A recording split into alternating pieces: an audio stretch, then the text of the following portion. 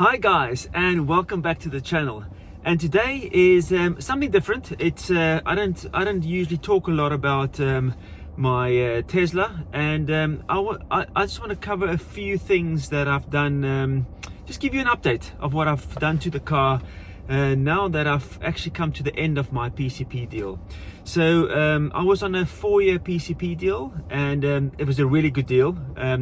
It was a demo car, so yeah, I got some extra bits and bobs with it that doesn't come usually as standard. So like the self-drive and all that stuff.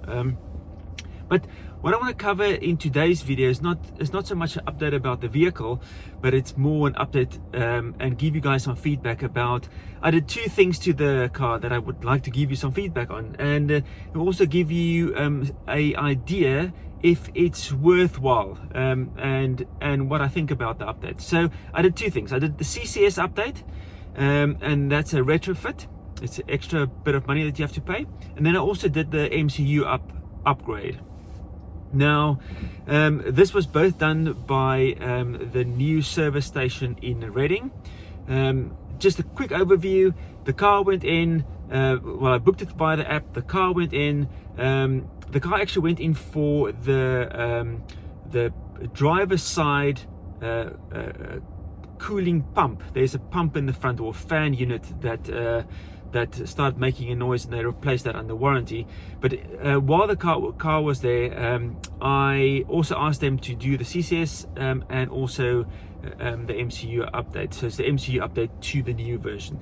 So this is a 2017 car, and what the guys have told me is this car is sort of a transition car, meaning that it's got the old bits in sort of like the door handles or whatever, but it's got the new door handle sort of units on the inside. So it's sort of like it's the old way of doing things, but it's the new fittings on the inside. So if you need to upgrade it, it can fit the latest version of that door handle, or the latest version of the cameras.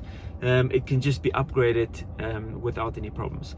Now, this car also had the camera system version 2.5, but it didn't have the dash cam. It didn't have the sentry mode. It would come up and you can plug in the USB stick, but it doesn't do anything. That's with the MCU1. So also, the MCU1 version was getting very slow. Yes, I can still use it. But if I compare that to my Model 3, the Model 3 was like instantly, and the Model S was like a really sort of, I would probably be out of my street, down the road, and then the navigation system would be ready to navigate to somewhere.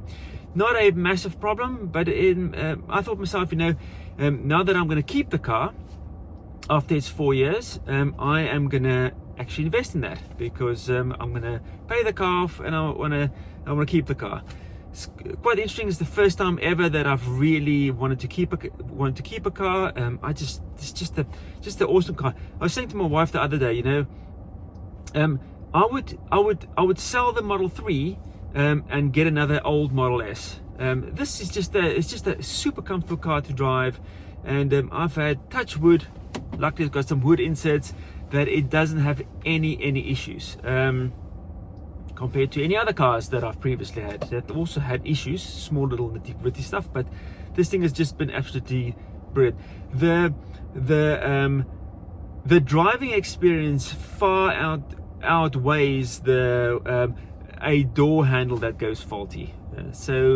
Or a wing mirror that doesn't fold open because it was iced over and it got damaged. It was, again, the first iteration of it. They replaced it. I've never had an issue with it ever again. So let's get into things. It's already 4 minutes into the video, but so it went into the Reading service station. The guys were super helpful. I was expecting the CCS upgrade and the MCU retrofit, both of those to be double the amount of money that I was quoted. probably about 6 months ago.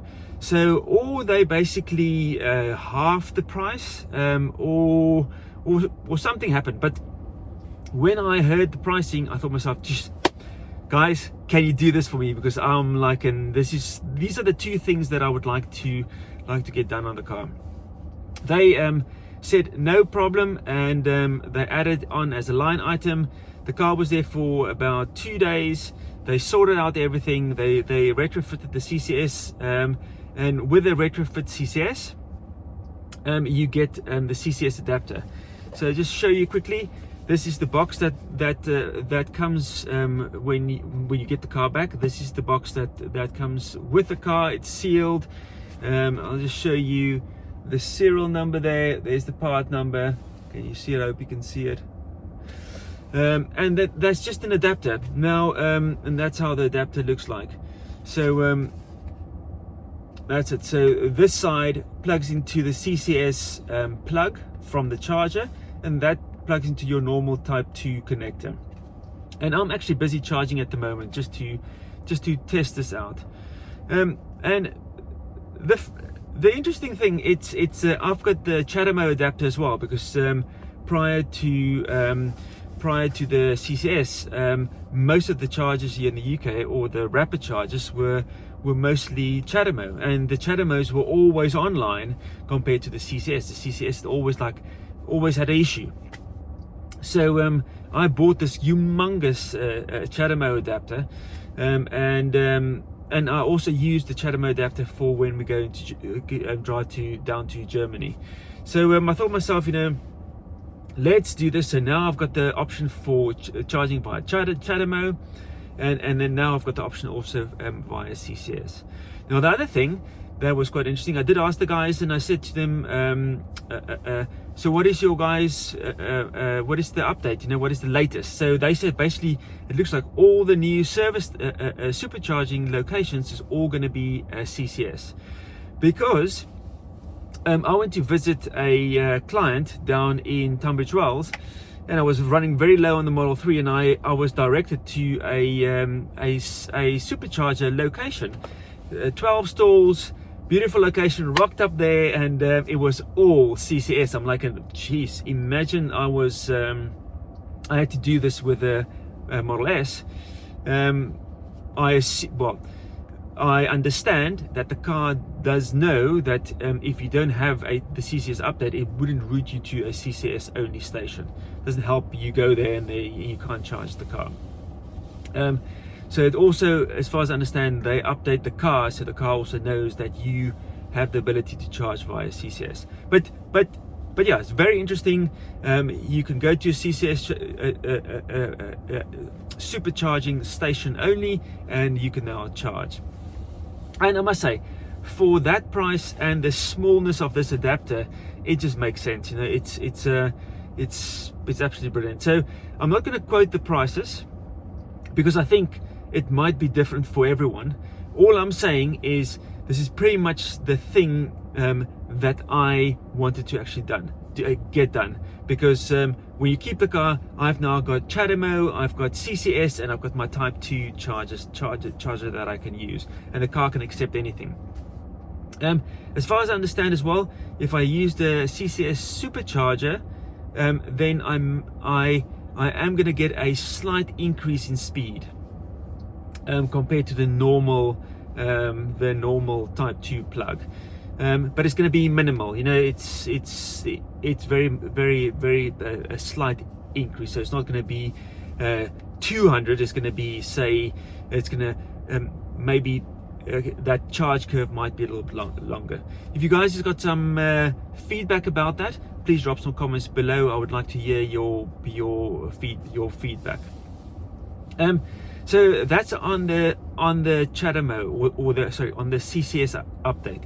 I think it's super worthwhile for this small adapter, and to be able to charge anywhere, because most of the charging stations now is CHAdeMO and CCS, and the CCS is so much more sort of available now, that is definitely worth the upgrade, especially if you want to keep the car, because if they're going to just start using CCS across the UK and across Europe, or there's going to be a predominantly CCS connections, then it's for me worth the while. Okay, so let's talk about this MCU update. The MCU update is, again, I think it's a worthwhile upgrade for myself. The additional features that I get with the car is for me worthwhile spending that money. And again, I think you need to check in with your service station to see what the prices are. Sometimes it goes up, Tesla, sometimes it's expensive, sometimes they cut the price in half to get more of the stuff out. If they don't have stock, it goes up. If they do have stock, it goes down. I don't know, but check in with your service station and then see if you want to invest in that. For me personally, I saw the video of what was it, James Cook, way back when he got his MCU update. Now I don't know if he got the latest version, but he wasn't very impressed with the speed of it. But it might be that his car's update didn't allow him to get all the other features as well.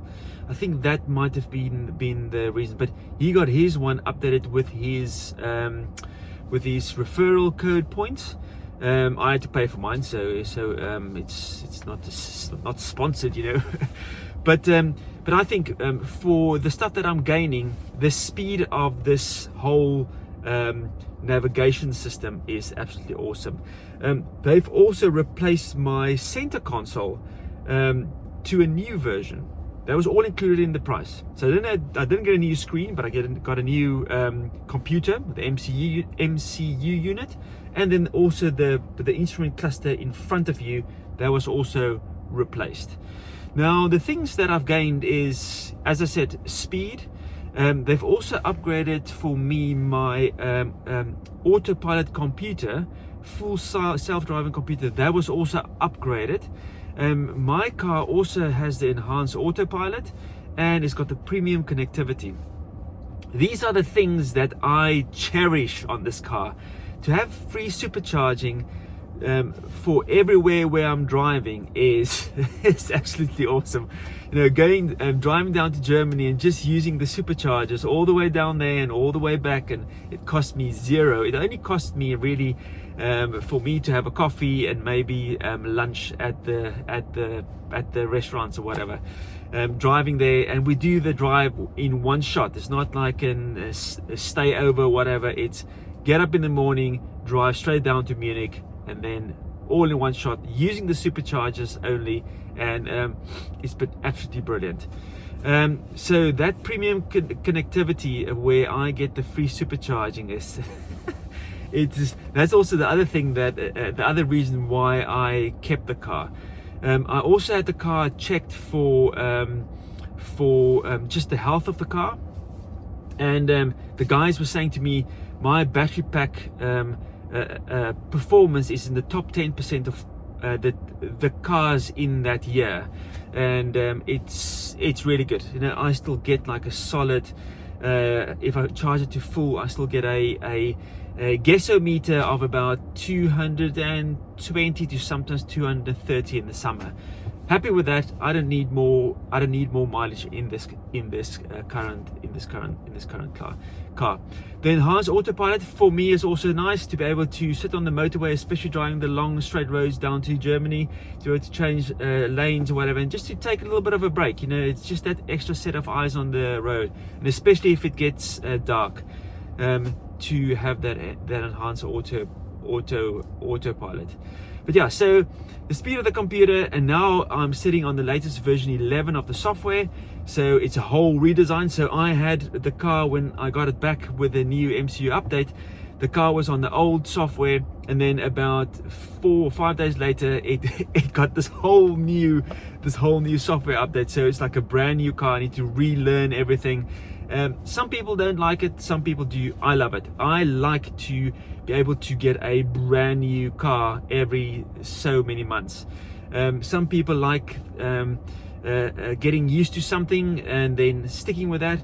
I actually love to just basically keep on changing it, keeping it fresh. It's absolutely brilliant. So I've got the new version 11 software. I also got the Sentry mode, so that works perfect. It really works well. Where I don't do Sentry mode in specific locations, but I do it when I'm not. And the USB stick, plug it in, formats it now, and it just works like a treat. Sentry mode, and then I've also got the dash cam as well. And the dash cam, I've used it quite a few times, where you select on honk. So if someone drives or cut you up, if you press the hooter or the horn, it then saves that clip. And there's an easy viewer now as well, so it works really, really well. What else is nice? Just everything, you know, the controls and everything is like super fast. You know, it's like really fast compared to my previous computer, or the MCU previous unit.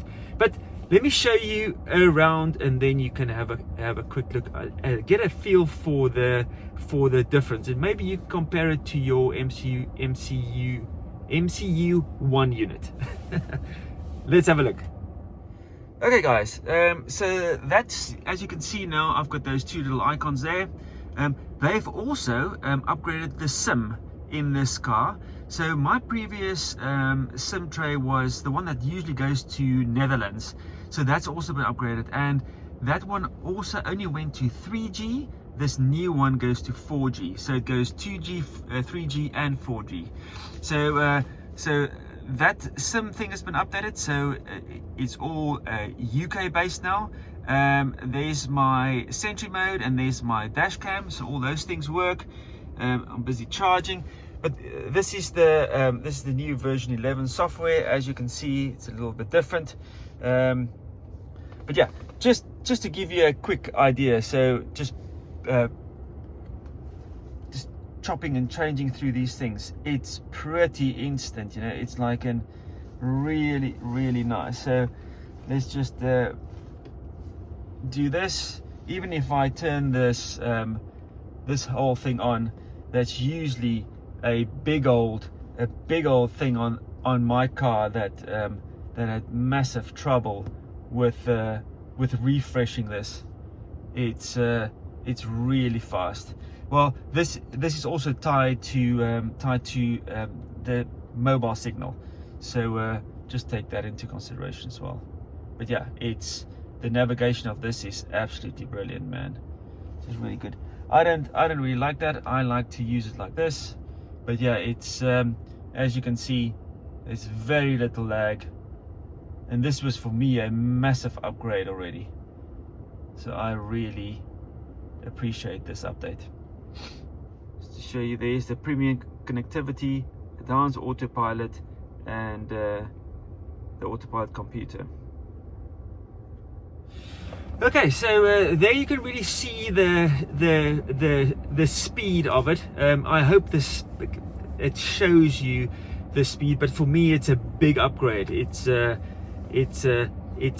wouldn't say it's worth all the money, but it's worth, for me, having that longevity of the car. It is absolutely great. The other thing that I just want to note, just make sure when you take the car in that all your features and stuff gets pushed over to the new computer. As far as I understand, there was some changes that some cars, the free supercharging, all that stuff is tied to the user, and sometimes it's changed to the car. So just make sure that gets cut over. Just make sure that they understand that it needs to go with the computer if it doesn't. So this is something that I made sure from the guys that it does go over. The other thing as well that I want to mention is you basically have to recalibrate all the cameras around the car. I was doing for pretty much about 5, 6, 7 days. No, actually it's probably more. It's about 2 weeks. I was driving my usual route back and forth to work, and the camera calibration did not finish. and that's why I'm in the car this morning, is to actually just go on the motorway. So I went on the motorway, and I just drove in the middle lane and the slow lane, and boom, my camera calibration completed. So if your camera calibration is stuck to being almost done, don't think that it's stuck or it's not going to complete. Just go out on the motorway, sit on the motorway for a junction if you're in the UK, or just go for like a 5 or 10 mile ride on the motorway, and then the camera calibration should complete. It makes a sound that says boom, you're ready. I tested it as well, changing lanes back and forth. It works perfect. So that is quite cool. But yeah, that's what I want to give you guys some feedback on. I would say personally, CCS and MCU upgrades, if your car can take it, it's for me worth the money, especially if you're going to keep the car for long term. It just makes sense. But yeah, if there's any questions or comments, please drop them down and below in the comment section. Let me know about your how do you feel? Did you find it extremely useful upgrading the computer, or did you not? And also, what was your feedback from your service center? Was the guys good? Did they give you enough feedback? As far as I understand, it looks to me like my previous service station was Heathrow, and they were not the best. They went through a little bit of a dip, and it looks like Tesla is now really pushing to make the servicing experience much better. Also, the app also went through a little bit of a dip. There was just couldn't book servicing, and this dip was just a pain. But it looks like it's all been smoothed out now, and I just hope they keep on doing that and just keeping it, making it better, because they do have there's quite a lot of competition coming down the line, and I would like them to stay ahead of the curve.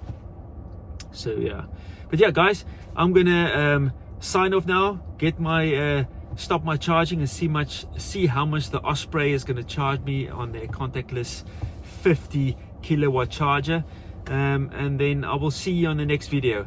But please, if you're still here, please like and subscribe to this channel. There's going to be many more of these videos. I'm going to do an overview of the car in a week or two, just to talk about what I've found with the car after 4 years of ownership. So please subscribe and press that notification bell so you know when I upload more videos. And listen, the subscription doesn't cost you anything. Just click it. It helps grow the channel. It helps to share the channel, and other people might benefit from this video. Okay guys, hope you liked it. See you in the next video, and thanks for watching. Cheers.